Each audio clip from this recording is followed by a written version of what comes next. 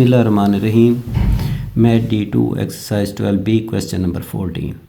A cone has a circular base of radius 8 cm and a slant height 20 cm. Find the volume of cone.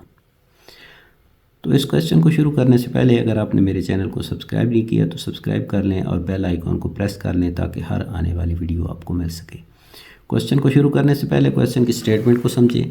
A cone has a circular base of radius 8 cm and a slant height 20 cm. एक कोन है जिसका circular base का radius जो है वो 8 centimetre है और उसकी स्लैंट हाइट 20 सेंटीमीटर है। ठीक है, इस तरह से वो कोन है।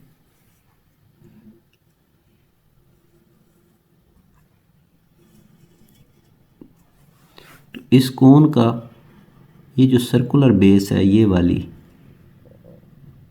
इसका रेडियस जो है यानी कि यहाँ से लेकर यहाँ तक जो फासला है ये हमारा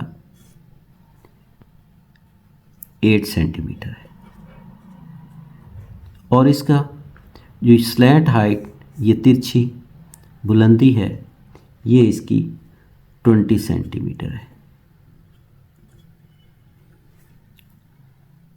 और ये हाइट हमें जब हमने वॉल्यूम फाइंड करना है तो वॉल्यूम फाइंड करने के लिए हमें ये वाली हाइट जो है ये हमें मालूम होनी चाहिए। तो ये हाइट हम मालूम करने के लिए अगर हम कोन को दो हिस्सों में डिवाइड कर दें तो ये हमारा एक राइट एंगल ट्रायंगल बन जाता है। इस तरह से एक राइट एंगल ट्रायंगल बन जाएगा जिसका हमें ये तिरछी बुलंदी 20 सेंटीमीटर होगी और ये रेडियस जो है ये 8 सेंटीमीटर होगा।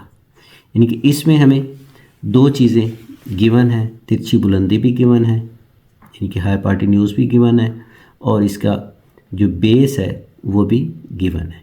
तो हम इससे आल्टीट्यूड फाइंड कर लेंगे। जो आप हम आल्टीट्यूड फाइंड कर लेंगे तो आल्टीट्यूड जो है वो हमारा कोन की हाइट होगा। तो इसको हम क्वेश्चन को शुरू करते हैं। तो रेडियस ऑफ कोन वो है 8 सेंटीमीटर। इस राइट एंगल ट्रायंगल की मदद से हम इसका आल्टीट्यूड फाइंड कर लेंगे।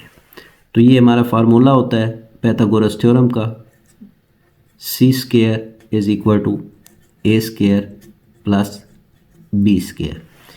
c स्क्वायर हमारा हाइपोटेन्यूज होता है, a स्क्वायर जो है ये बेस होता है और b स्क्वायर आल्टीट्यूड होता है।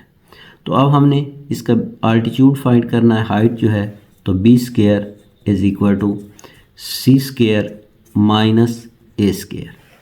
तो अब b स्क्वायर जो है ये h है, हाइट है तो ये h का स्क्वायर, c 20 है तो ये 20 का स्क्वायर और a 8 है तो 8 का स्क्वायर। अब हम स्क्वायर ओपन करेंगे तो h square is equal to 20 का स्क्वायर, 20 इंटू 20 400, 8 इंटू 8 64।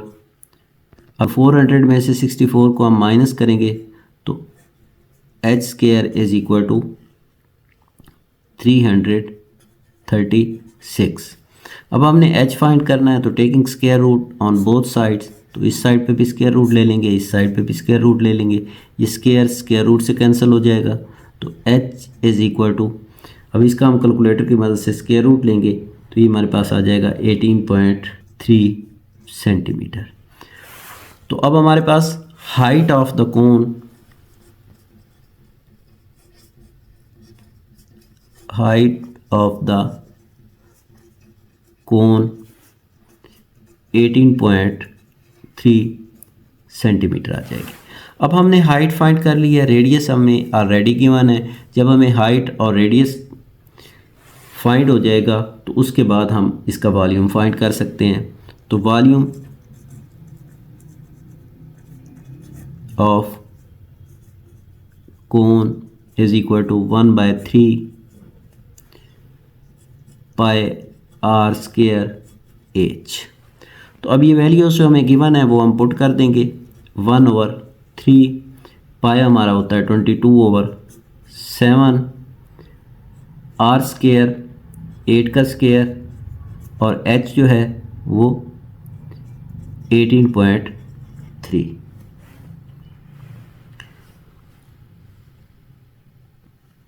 तो अब 3 जो है 3 1s are 3, 3 6 18 और 3 1s are 3। तो अब ये हमारे पास आ जाएगा 22 into 8 8s are 64 into 6.1 over 7।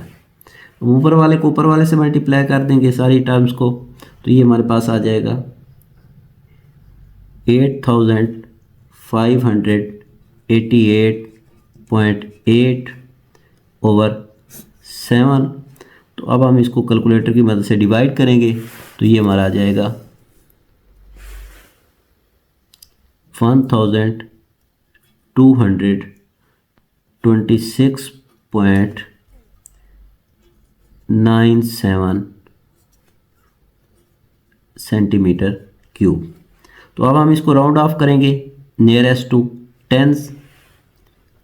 तो ये हमारे पास नियरेस्ट टू 10 करने के लिए ये हमारा हो जाएगा, ये 6 है तो ये इसके 5 से बड़ा है, तो इसको हम एक बढ़ा देंगे, तो ये हमारा हो जाएगा 1230 सेंटीमीटर क्यूब। तो